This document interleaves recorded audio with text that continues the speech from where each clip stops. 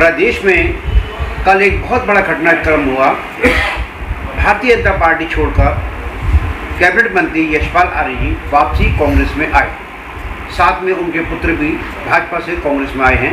वहीं पार्टी के द्वारा दावा किए जा रहे हैं, कांग्रेस पार्टी कहती है भाजपा के विधायक हमारे संपर्क में हैं, वहीं भाजपा कहती है कांग्रेस के हमारे विधायक संपर्क में हैं। आने वाले चुनावों में इसका क्या प्रभाव पड़ेगा? देखिए, आपका कहना है कि बहुत बड़ा घटनाक्रम, ये मैं तो इसको घटनाक्रम नहीं मानता।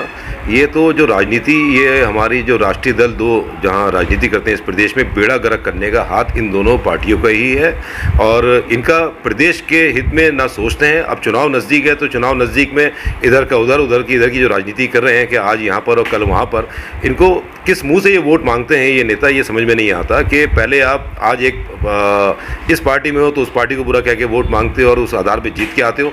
आज आपकी अपनी कोई क्या अपनी नई सुनवाई होती है या अपने व्यक्तिगत क्या कारण रहते हैं, इसलिए कुछ इन नेताओं को समझना बहुत मुश्किल है। और जनता अब जागरूक हो चुकी है। जनता इस चीज़ से अब किसी तरीके से बहकावे में नहीं आने वाली कि आप सिर्फ अपने लाभ के लिए अगर राजनीति दल बदल के सिर्फ चुनाव ही अपने निजी फायदे के लिए अगर पार्टियां बदलते हो तो जनता इसका बहिष्कार करेगी और जनता इस चीज़ को आने वाले चुनाव में बहुत अच्छी तरीके से इसको सबको सबक सिखाएगी जो जनता को गुमराह करके पार्टी बदल के इधर की उधर की राजनीति करते हैं।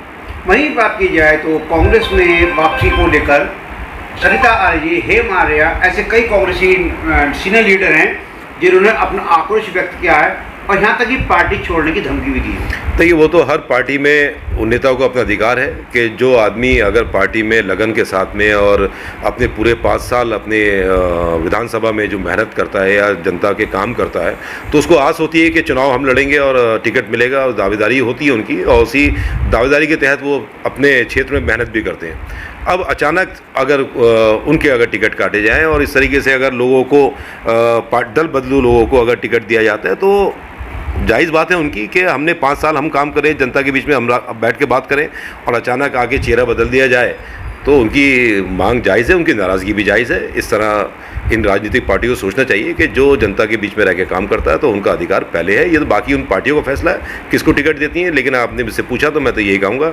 जो जनता के बीच में बैठ के अपना पार्टी का काम कर रहा है या 5 साल उसने जनता के काम किए हैं तो पहला अधिकार उसका होना चाहिए। एक अंतिम सवाल, सरिता आर्य जी ने खुलेआम आरोप लगाया है कि केवल मलाई खाने के लिए यशपाल आर्य जी कांग्रेस में आए।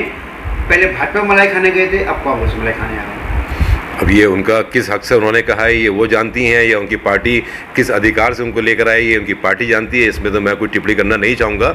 सबको अपना अधिकार है अपनी बात करने का। उन्होंने अपनी जो बात कही है बड़े जो उनके अंदर बात जो चल रही होगी या क्या सोचा है उन्होंने अपना दुख जाहिर किया है और हर किसी को अधिकार है अपने दुख जाहिर करने का। और ये तो कंपनी का उनकी पार्टी का फैसला है कि किसको टिकट देती है, किसको लड़ाती है। और ये जनता जानती है, बखूबी जानती है कि ऐसे माहौल में ऐसे नेताओं से जनता बहुत समझदार है। ये नहीं कि आज इधर और कल उधर, फिर आप चुनाव लड़के पहले आपने भाजपा के लिए वोट मांगा, फिर आप कांग्रेस में आके वोट मांगेंगे, पहले उससे पहले भी आप कांग्रेस का वोट मांगा करते थे।